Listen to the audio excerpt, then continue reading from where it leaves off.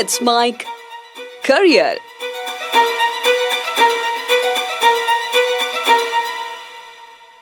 नमस्कार, let's make career में आपका स्वागत है। इस कार्यक्रम में हम आरपीएससी के द्वारा आयोजित किए जाने वाले शिक्षक भर्ती ग्रेड सेकंड जो एग्जाम है उसके लिए कुछ टॉपिक्स का रिवीजन हम कर रहे हैं। अभी तक हमने 3-4 टॉपिक पढ़े, जैसे कि राजस्थान के लोक देवता, राजस्थान की लोक देवती देवियाँ, राजस्थान के संत, इसके बाद राजस्थान के मेले एवं त्योहार, और इसके बाद हमने राजस्थान से संबंधित वस्त्र और आभूषण अभी तक हमने पढ़े हैं। आज हम देखने वाले हैं, एक तो है राजस्थान की चित्रकला और दूसरा उससे ही जुड़ा हुआ है राजस्थान की अन्य लोक कलाएं। दोनों टॉपिक रिवाइज करने की कोशिश करेंगे कि आधे आधे घंटे में दोनों हो जाए, लेकिन अगर नहीं हो पाते तो एक पार्ट इस वीडियो में और एक पार्ट हम नेक्स्ट वीडियो में इसको डिस्कस करेंगे। आइए शुरुआत करते हैं। सबसे पहले राजस्थान की चित्रकला। अब चित्रकला के बारे में बताया गया है राजस्थान में कि राजस्थान की चित्रकला काफी समृद्ध है और वास्तव में है भी। बहुत पुराने समय से ही यहाँ चित्रकला के अवशेष मिलते हैं।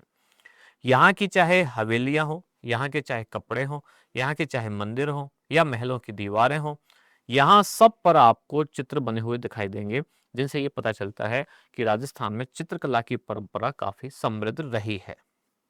अब राजस्थान के कुछ स्थानों के नाम दिए गए हैं जहां से चित्रों के अवशेष सबसे पहले कुछ प्राप्त हुए, जैसे कि कहां कहां से, तो आलनिया, कोटा का है दर्रा, जयपुर का बैराट और भरतपुर का दर। ये कुछ ऐसे स्थान हैं जहां से शैलाश्रयों यानी कि गुफाओं में आदिमानव के द्वारा बनाए गए कुछ रेखांकन, रेखाओं द्वारा बनाए गए जो चित्र हैं वो प्रारंभिक चित्र कुछ यहाँ से प्राप्त हुए। तो कई बार ये सवाल आता है कि राजस्थान में चित्रकला का प्रारंभिक प्रमाण किन स्थानों से प्राप्त हुआ है, तो इन स्थानों के नाम याद रखने हैं। कौन कौन से आलनिया ये कहाँ कहाँ है, जैसे कि कोटा में दर्रा, जयपुर का बैराट और भरतपुर में दर। यहाँ से शैलाश्रय यानी कि गुफा चित्रों के अवशेष प्राप्त हुए हैं। अब एक व्यक्ति है खोजकर्ता वी.एस. वाकणकर। इन्होंने राजस्थान में सन 1953 में सबसे पहले कोटा में चंबल नदी की घाटी और दर्रा, इसके अलावा झालावाड़ के आसपास काली सिंध की घाटी और फिर अरावली में माउंट आबू तथा ईडर में चित्रित शैलाश्रयों की खोज की। तो व्यक्ति का नाम याद रखना है। ये पूछा जाता है कि इस स्थान पर सबसे पहले शैलाश्रयों की खोज निम्नलिखित में से किसने की, तो किसने की? वी.एस. वाकणकर। कब की? सन 1953 में। राजस्थान में सर्वाधिक प्राचीन उपलब्ध चित्रित ग्रंथ कौन सा है और कब मिला, तो ये सन 1060 ईस्वी में रचित है ओध निरुक्ति वृत्ति एवं 10 वैकालिका सूत्र। ये चूर्णी जैसलमेर भंडार में 10 वैकालिक का सूत्र चूर्णी ये कहाँ मिला है? जैसलमेर भंडार में ये प्राप्त हुए हैं। तो यानी कब मिला और कौन से ग्रंथ हैं उनके नाम याद रखने हैं। 1060 में किसने रचा? ओध द्वारा निरुक्ति वृत्ति और 10 वैकालिका सूत्र चूर्णी। कहाँ मिले हैं? जैसलमेर में। तो इस तरह के कुछ आपको चित्र भी याद रखने हैं, कौन सा ग्रंथ है, कब कहाँ से मिला।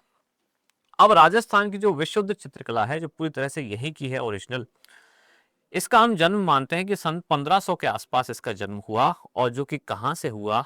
मेवाड़। मेवाड़ का ही अन्य प्राचीन नाम क्या है? मेदपाट।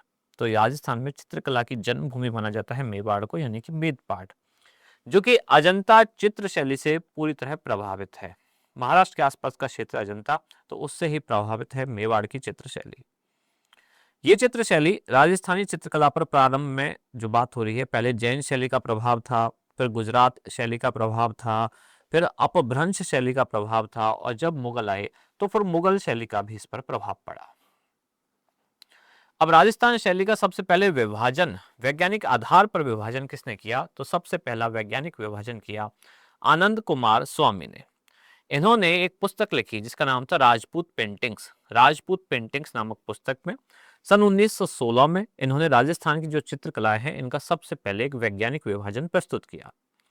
कुमार स्वामी, अन्य कुछ व्यक्तियों के नाम है कुमार स्वामी, ओसी गांगुली और हैवेल ने इसे कहा राजपूत चित्रकला। इसके अलावा डब्ल्यू.एच. ब्राउन ने अपनी एक पुस्तक जिसका नाम है इंडियन पेंटिंग्स में इसे प्रदेश की चित्रकला को राजपूत कला नाम दिया। किस किसने क्या क्या नाम दिया ये बताया गया है। राय कृष्ण दास ने इन मतों का खंडन करके इसको कहा राजस्थानी चित्रकला। अब राजस्थान की चित्रकला अलग अलग शैलियों पर अनेक विद्वानों ने अलग अलग पुस्तकों का निर्माण किया, यानी कि प्रकाशन किया। अब इसमें मेवाड़ पर लिखी सर्वश्री डॉक्टर मोतीचंद्र ने, श्रीधर अंधारे, डॉक्टर आर के वशिष्ठ और किशनगढ़ पर लिखी एरिक डिकिंसन ने, डॉक्टर फयाज अली ने, बूंदी कोटा पर लिखी सर्वश्री प्रमोद चंद्र ने, W.G. आर्चर ने और महाराजा ब्रजेंद्र सिंह कोटा के नाम इसमें प्रमुख हैं, जिन्होंने अलग अलग स्थानों की चित्रकला पर कुछ पुस्तकें लिखी हैं।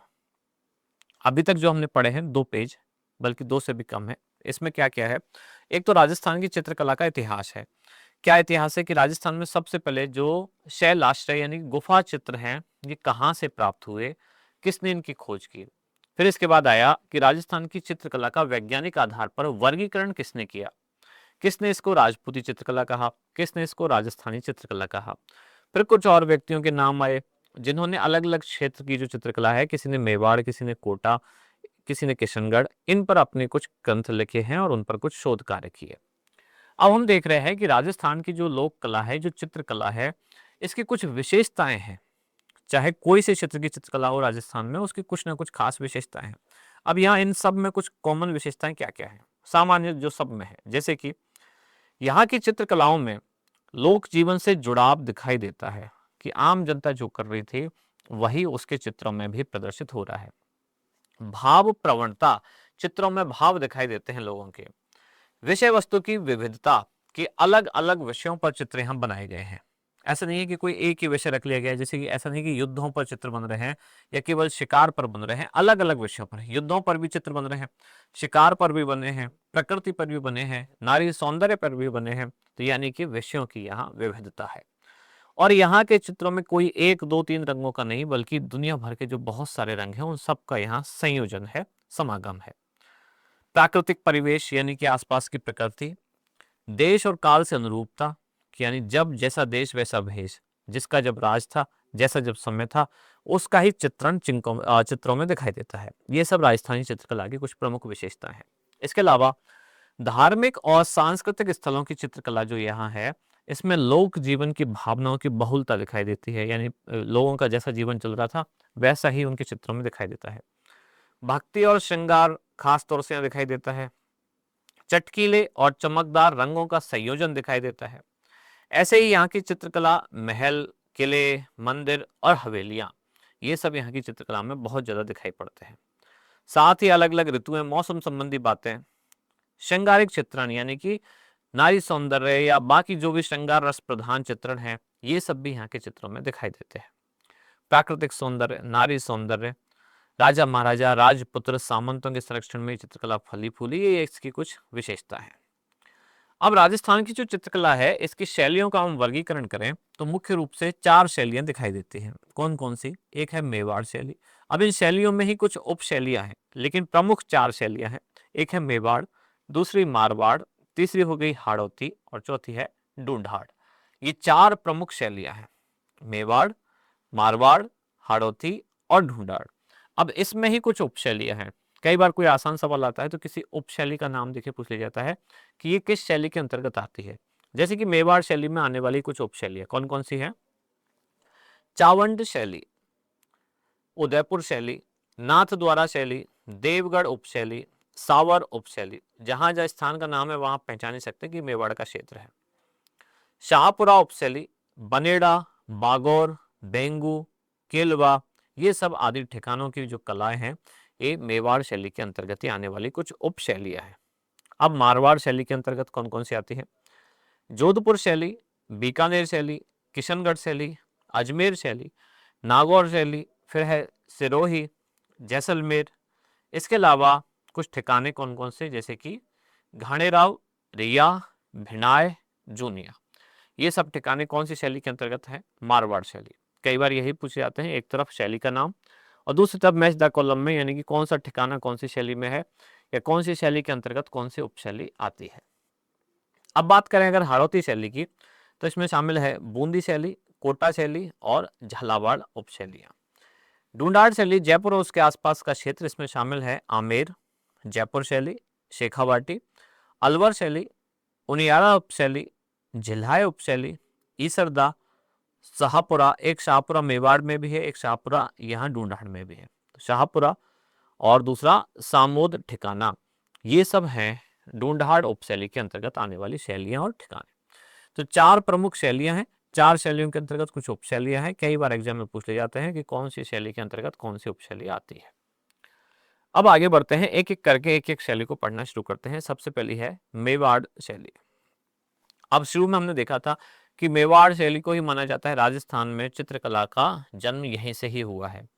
तो राजस्थानी चित्रकला का प्रारंभिक और मौलिक रूप जो दिखाई देता है वो मेवाड़ शैली में ही दिखाई देता है। मेवाड़ शैली के अंतर्गत ही कई पोथी ग्रंथों का चित्रण हुआ है। सन 1260 ईस्वी में यहाँ श्रावक प्रतिकर्मण सूत्र चूर्णी इस नाम से एक ग्रंथ शैली, चित्रित ग्रंथ शैली का यहाँ प्रथम उदाहरण मिलता है, जो कि किसके राज्य में लिखा गया था? ये तेज सिंह के राज्यकाल में चित्रित किया गया था। तो ग्रंथ का नाम, किस राजा के समय में और कब लिखा गया, ये याद रखना है। 1260 में तेज सिंह के राज्यकाल में श्रावक प्रतिक्रमण सूत्र चूर्णी। ऐसे ही सन 1423 ईस्वी में दिलवाड़ा में लिखी गई है एक, जिस पुस्तक का नाम है सुपासना चरियम। ये पुस्तक जो कि डगलस बैरेट और बेसिल गे ने चौर पंचशिला शैली, इसका उद्गम मेवाड़ में माना है। महाराणा कुंभा का भी काल यही रहा और कथाओं के उत्थान की दृष्टि से ये महाराणा कुंभा का जो काल है वो स्वर्णिम युग माना जाता है। किस दौर में या किससे संबंधित चित्रकला की शैलियों का जो स्वर्णिम दौर माना जाता है वो महाराणा कुंभा के समय का काल माना जाता है। अब इसमें जहां जहां जो ग्रंथ का नाम आ रहा है वो ग्रंथ याद रखना है, किस राजा से संबंधित है या किसके काल में लिखा गया, और उस ग्रंथ का संदर्भ क्या है, विषय वस्तु क्या है, वो आपको याद रखनी है। अब आए महाराणा उदय सिंह। अब इनके काल में बने चित्रों में भागवत पुराण का परिजात अवतरण, जो कि मेवाड़ के चित्रकार नानाराम की कृति है। ये पूछा जाता है परिजात अवतरण चित्र किसने बनाया, तो चित्रकार का नाम है नानाराम। किसके समय में? महाराणा उदय सिंह। ऐसे ही महाराणा प्रताप के समय 56 की पहाड़ियों में स्थित है चावंड, यहाँ चित्रकला का विकास हुआ। और इस काल की एक प्रसिद्ध कृति कौन सी है? ढोला मारू, जो कि राष्ट्रीय संग्रहालय नई दिल्ली में सुरक्षित है। कब लिखी गई है? सन 1592। अब आते हैं मेवाड़ शैली की उपशैली उदयपुर शैली। महाराणा अमर सिंह प्रथम के शासनकाल में ये चावंड शैली का सबसे ज्यादा विकास हुआ। अमर सिंह के समय में ही रागमाला लिखी गई है एक पुस्तक, जो कि 1605 में लिखी गई। ये मेवाड़ शैली का एक प्रमुख ग्रंथ है। अब इन चित्रों को निसारदीन नाम के चित्रकार ने चित्रित किया। तो रागमाला किस समय में लिखी गई, उस समय राजा कौन थे, और ये चित्रकार का नाम याद रखना है। निसारदीन नामक चित्रकार ने चित्रित किए हैं। मेवाड़ में राजा जगत सिंह प्रथम का काल, जो कि कहा जाता है मेवाड़ की लघु चित्र शैली का स्वर्ण काल। अब इस काल में क्या क्या लिखा गया? तो ग्रंथ हैं रसिक प्रिया, गीत गोविंद, भागवत पुराण और रामायण। इन विषयों पर लघु चित्रों का निर्माण हुआ। ऐसे ही राणा जगत सिंह काल के कुछ प्रमुख चित्रकार हैं, उनका नाम है साहिबदीन। चित्रकारों के नाम पूछे जाते हैं बहुत ज्यादा, और कौन सा चित्रकार किस राजा के दरबार में था या उनके समकालीन है। तो राणा जगत सिंह के प्रमुख काल के प्रमुख चित्रकार हैं जैसे कि साहिबदीन और मनोहर। ऐसे ही महाराणा जगत सिंह ने राजमहल में बनवाई चित्तेरों की ओबरी। ये तो बहुत ही ज्यादा इंपॉर्टेंट है, कई बार ये पूछा गया कि चित्तेरों की ओबरी किस राजा से संबंधित है, किसने बनवाई और क्या है ये।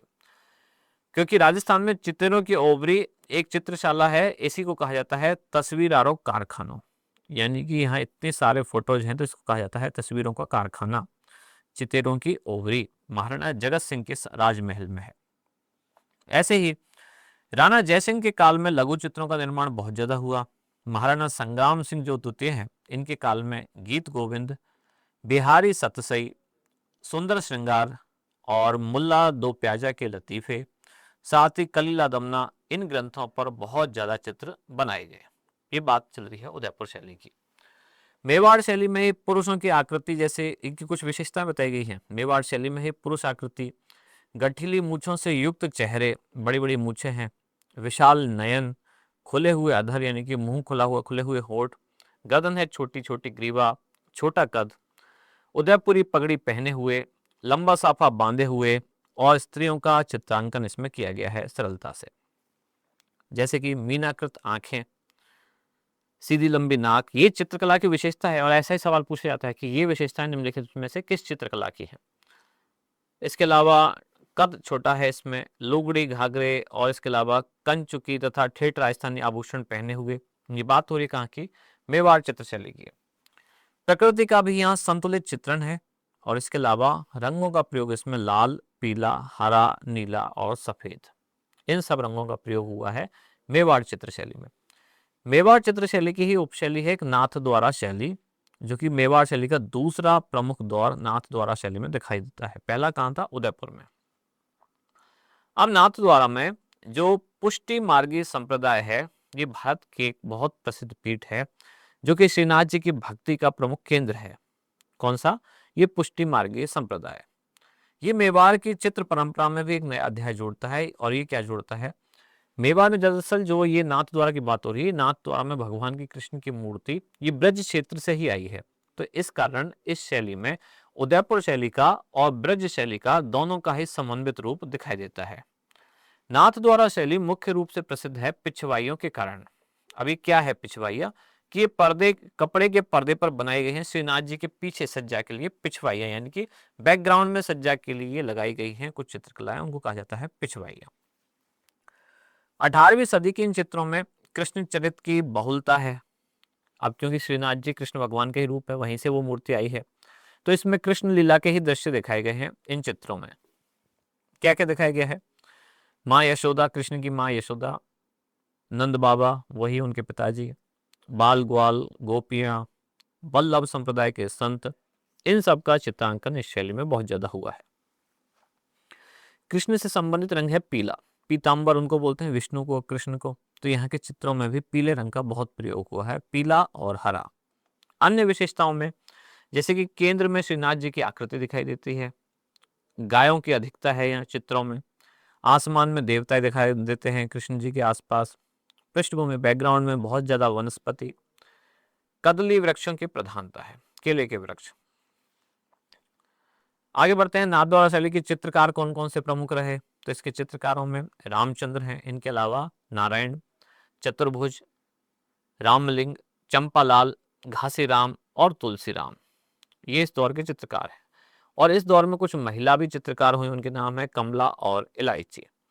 तो ये नाम याद रखने हैं कि कौन से चित्रकार कौन सी शैली से संबंधित हैं और उनका दौर कब रहा और उनकी विषय वस्तु क्या रही। जैसे इन्होंने नाथ द्वारा शैली में चित्र बनाए, भगवान कृष्ण और उनकी बाल लीलाओं से संबंधित चित्र बनाए हैं।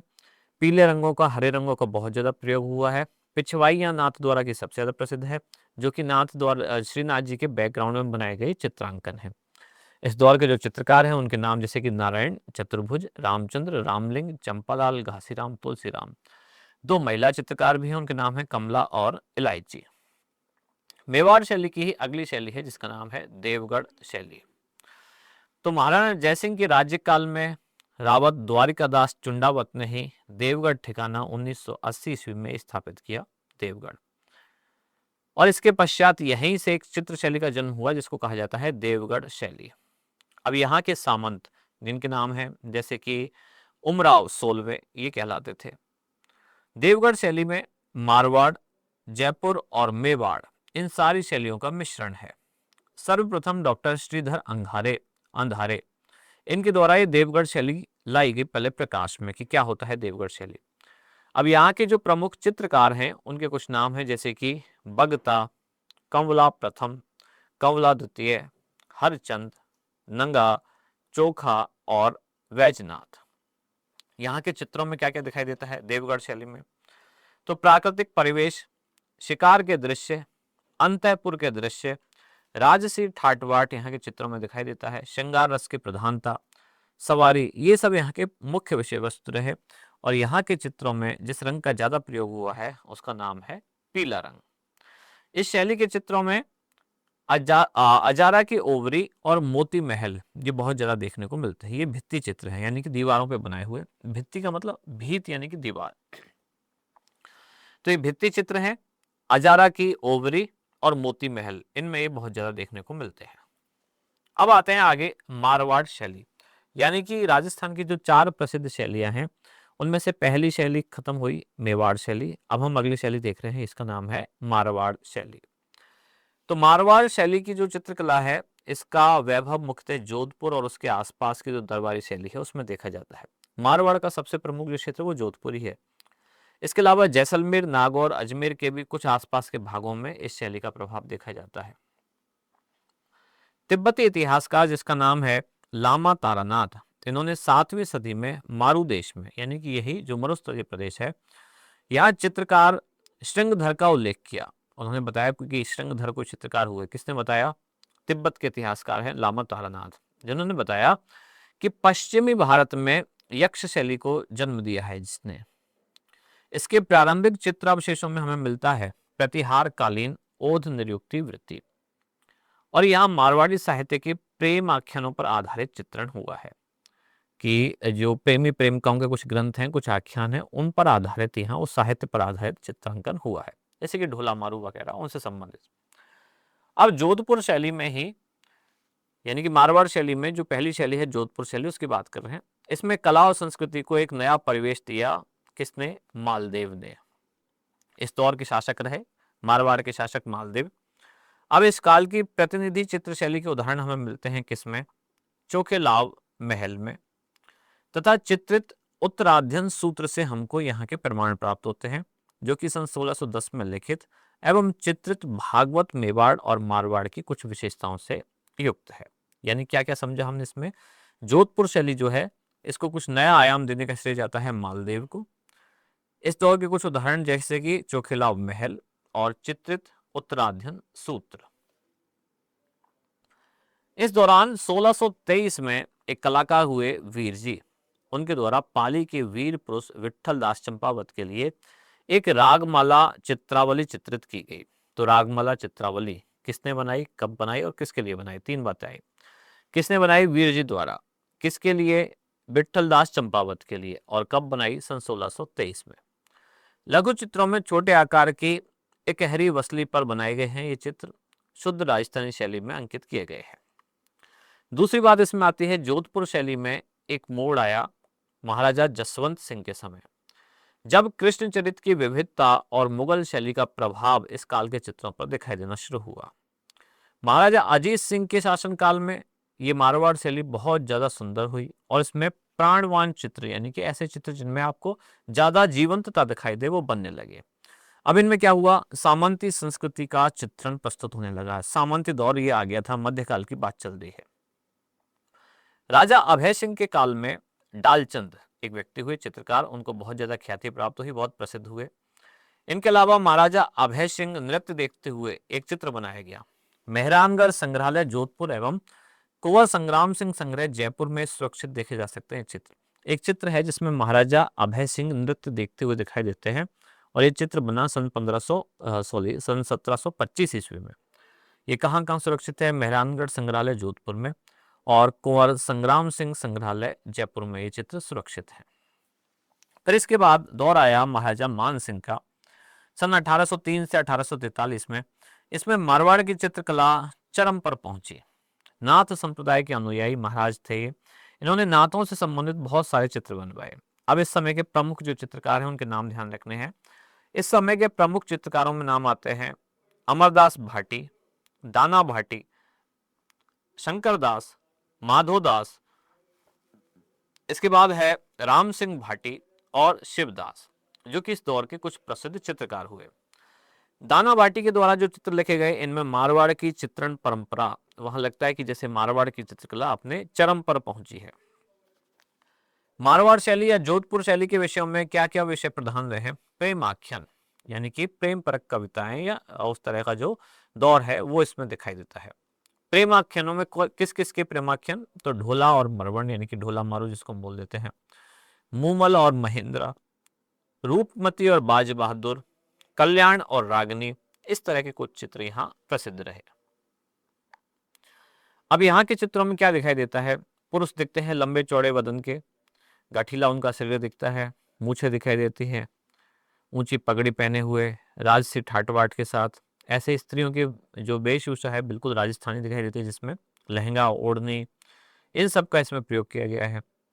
इसके अलावा मारवाड़ शैली में जिन रंगों का प्रयोग ज्यादा हुआ है वो है लाल, पीला, ये ज्यादा रंग इसमें दिखाई देते हैं, जो कि स्थानीय क्षेत्र में भी ज्यादा दिखाई देते हैं। प्रकृति का चित्रण है यहाँ, और चित्रों में खंजन पक्षी को भी यहाँ काफी दर्शाया गया है। अब एक पक्षी का नाम स्पेशली दिया गया है, तो एग्जाम में पूछ लिया जाता है कि खंजन पक्षी निम्नलिखित में से किन चित्रों की विशेषता है? तो ये जोधपुर शैली यानी कि मारवाड़ शैली की विशेषता है खंजन पक्षी। अब मारवाड़ शैली में ही अगली उपशैली है बीकानेर शैली, जिसका जन्म यानी कि उद्भव माना जाता है 16वीं शताब्दी के अंत में राव राय सिंह के समय में ये चित्रित है। भागवत पुराण में इस शैली के प्रारंभिक चित्र पाए जाते हैं। बीकानेर के जो शासक हुए राय सिंह, ये मुगल कलाकारों की दक्षता से प्रभावित हुए और उन कुछ मुगल कलाकारों को अपने साथ ले आए, जिनमें उनके नाम है जैसे कि उस्ता अली रजा और उस्ता हामिद रुकनुद्दीन। ये सब ऐसे थे जो बीकानेर राजा अपने दरबार में ले आए राय सिंह, और इन्होंने दोनों कलाकारों की कलाकृतियों से चित्रकारिता की और बीकानेर की शैली का यहाँ उद्भव माना जाता है। यहाँ दो परिवारों का चित्रकला पर बहुत ज्यादा प्रभाव रहा। कौन कौन से परिवार हैं? एक है मथेरण परिवार, जो कि प्रारंभिक जैन मिश्रित राजस्थानी शैली के चित्र बनाने में सिद्धस्त था, यानी कि जैन शैली मुख्य रूप से है और उसमें ही राजस्थानी शैली का प्रभाव है। मुगल दरबार से जो आया दूसरा परिवार, ये आया उस्ता परिवार, जो कि मुगल शैली के चित्र बनाने में कुशल था, और इन दोनों का ही प्रभाव बीकानेर की जो चित्रकला है उस पर दिखाई देता है। ये जो उस्ता परिवार आया, इसने ऊंट की खाल पर सोने का चित्रण करके उस्ता कला विकसित की। यही उस्ता कला है, ऊंट की खाल पर सोने का चित्रण करके जो विकसित की गई उस्ता कला, क्योंकि उस्ता परिवार ने विकसित की। अकबर ने स्वयं अपने दरबार में उस्ता कलाकारों को एक स्थान दिया। फिर आगे बात चलते करते हैं, बीकानेर शैली का विशुद्ध रूप किसके काल में आया? तो राजा अनूप सिंह के दौर में आया। उनके समय के कुछ प्रसिद्ध कलाकारों में हैं जैसे कि रामलाल, अली रजा और हसन। ये कलाकारों के नाम बहुत पूछे जाते हैं, चित्रकारों के नाम। महाराजा अनूप सिंह के समय में उस्ता परिवार ने हिंदू कथाओं, संस्कृत, हिंदी, राजस्थानी काव्यों, इनको आधार बनाकर बहुत सारे चित्र बनाए, और इसी दौर में बीकानेर शैली अपने चरम पर पहुंची। 18वीं सदी में ही ठेठ राजस्थानी शैली में भी चित्र बनने लगे, ये भी इन्हीं की देन है। बीकानेर शैली में मुगल स्कूल के कुछ मिश्रित प्रभाव के फलस्वरूप यहाँ कुछ कोमल ललनाओं जैसे कि इनका अंकन नीले रंग में, हरे रंग में, लाल रंग में, बैंगनी, जामुनी, स्लेटी रंग में, ये सब रंग में इनका प्रभाव यहाँ दिखाई देने लगा। इसके बाद शाहजहां और औरंगजेब शैली की ऊंची जो पगड़ियां हैं, मारवाड़ी पगड़ियां, ऊंट, हरिण, इन सब का भी प्रभाव बीकानेर शैली में दिखाई देने लगा। जैसे कि बरसते बादल, सारस पक्षी, मिथुन, इन सब की भी विशेषताएं, यानी इन सब का भी चित्रांकन इस शैली में हुआ। इसी शैली में फव्वारों के दृश्य दिखते हैं, दरबारों के दृश्य दिखते हैं, और दक्षिण शैली का भी प्रभाव यहाँ बीकानेर शैली में दिखाई देता है। मारवाड़ शैली में ही अगली और काफी प्रसिद्ध शैली है राजस्थान की, यह है किशनगढ़ शैली। तो किशनगढ़ शैली 1609 में किशनगढ़ राज्य की जब नींव डली, राज परिवार पर बल्लभ संप्रदाय का प्रभाव था, जो किशनगढ़ का राज परिवार था, और इस कारण यहाँ के चित्रों में भी राधा कृष्ण की लीलाएं ज्यादा दिखाई देती हैं। जब राजा सावंत सिंह का दौर आया किशनगढ़ में, जो कि सन 1748 से 1764 में, इसको किशनगढ़ शैली का स्वर्ण युग कहा जाता है। सावंत सिंह नगरीदास के उपनाम से प्रसिद्ध थे। अब इन्होंने काव्य, प्रेम, गायन, बड़ी ठनी काफी प्रसिद्ध चित्र है, जिसको कहा जाता है भारत की मोनालिसा। इस दौर के कलाकार थे मुरध्वज निहालचंद, इनके निहालचंद कलाकार हैं, और सावंत सिंह नागरीदास के उपनाम से चित्र बनवाते हैं, ये राजा हैं। अब इन्होंने किशनगढ़ चित्रकला को एक बहुत अच्छे मुकाम पर पहुंचा दिया। बनी ठनी जो कि एक स्त्री की चित्रकला है, पेंटिंग है, जिसको एरिक डिकिंसन ने कहा भारत की मोनालिसा, और भारत सरकार ने भी सन 1973 में बनी ठनी पर एक डाक टिकट जारी किया था। अब यहाँ की जो चित्र शैलियां हैं, किशनगढ़ की हम बात कर रहे हैं, इसमें क्या क्या विशेषता है? तो इसमें जैसे कि पुरुषों की आकृति में एक लंबा, गहरा, नील छवियुक्त शरीर दिखाई देता है, मोती जड़े हुए श्वेत या मूंगिया पगड़ी पहने हुए पुरुष दिखाई देते हैं, उन्नत लाट, मस्तक उनका ऊंचा है, खंजनाकृत कर्णांत, कान ऐसे हैं जैसे कि खंजन जैसे, खिंचे विशाल अरुणाभ नयन, हल्के हल्के लाल नेत्र यानी कि नयन दिखाई देते हैं, नारी आकृति में पतला से तनवंगी, लंबी, गौरवर्णी, नुकीली, सुराहीदार गर्दन, इस तरह की, या लंबी कमल पंखुड़ी जैसी आंखें दिखाई देती हैं। तो इस तरह के और भी कुछ चित्र, जैसे कि प्रकृति की बात करें तो इसमें हंस, बतख, सारस, तैरती हुई नौकाएं, केले की पेड़ वगैरह, रंग बिरंगे उपवन, चांदनी रात में राधा कृष्ण की लीलाएं, इस तरह के चित्रण में काफी दिखाई देते हैं। बनी ठनी अर्थात राधा के रूप सौंदर्य का चित्रांकन है और इस शैली का विशेष आकर्षण भी यही है। बनी ठनी से ही जानी जाती है किशनगढ़ शैली। यहाँ के रंगों में मुख्य रूप से यानी कि किशनगढ़ शैली में सफेद, गुलाबी, सलेटी और सिंदूरी रंग काफी प्रसिद्ध है। अब इस शैली के चित्रकार कुछ हैं जैसे कि नानक राम, सीताराम, सूरध्वज, मूलराज, मोरध्वज निहाल चंद, बदन सिंह, फिर रामनाथ, सवाई राम और इसके अलावा लालड़ी दास, ये कुछ अन्य प्रसिद्ध व्यक्ति हैं। अजमेर शैली जो कि किशनगढ़ के पास है, इसकी अगर बात करें तो यहाँ दरबारी और सामंती प्रभाव काफी दिखाई देता है।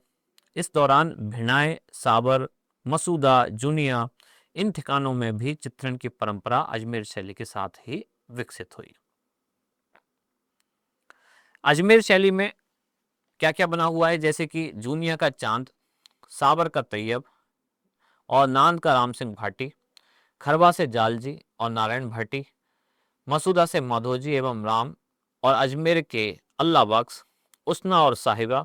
स्त्री चित्रकारों की बात करें, ये सब इसमें विशेष उल्लेखनीय है। जूनिया के चांद द्वारा ये हम चित्रकारों की बात कर रहे हैं कि किस किस ने यहाँ की चित्रकला में संवर्धन में योगदान दिया। जूनिया के चांद द्वारा बनाया गया राजा पाबू जी का चित्र कब बनाया गया? सन 1698 में।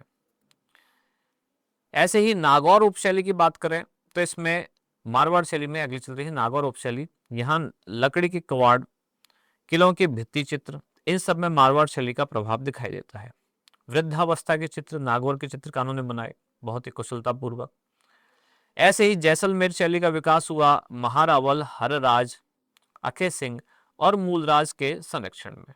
मूमल शैली जो है ये जैसलमेर शैली का, ये मूमल जो चित्र है ये जैसलमेर शैली का ही एक प्रसिद्ध चित्र है। जैसलमेर शैली की विशेषता क्या है कि इस पर मुगल या जोधपुर शैली का प्रभाव नहीं है, ये एकदम पूरी तरह से स्थानीय शैली है।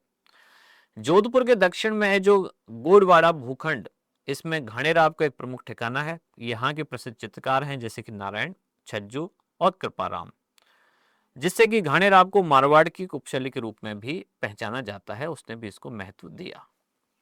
तो राजस्थान की चित्र शैलियों में हमने अभी 2 चित्र शैलियां प्रमुख रूप से पढ़ी हैं। कौन कौन सी पढ़ी? एक हमने देखा सबसे पहले मेवाड़ शैली और उसके अंतर्गत जो उपशैलियां हैं वो हमने देखी, और दूसरी हमने देखी मारवाड़ शैली और उसकी उपशैलियां। अब इसमें जो बाकी की 2 उपशैलियां बची हैं, एक है हाड़ौती शैली और उसके बाद अगली है ढूंढाड़ शैली। ये हम पढ़ते हैं अब अगले पार्ट में, यानी कि फिलहाल आज के लिए इतना ही रखते हैं। चित्रकला का जो सेकंड पार्ट है वो अब अगले वीडियो में देखेंगे। ये जानकारी अगर आपको अच्छी लगी तो कमेंट्स में हमें जरूर बताएं। कार्यक्रम में जुड़े रहने के लिए धन्यवाद। आप सुन रहे थे let's mike more than radio. Follow कीजिए हमें हमारे सोशल मीडिया प्लेटफॉर्म्स पर।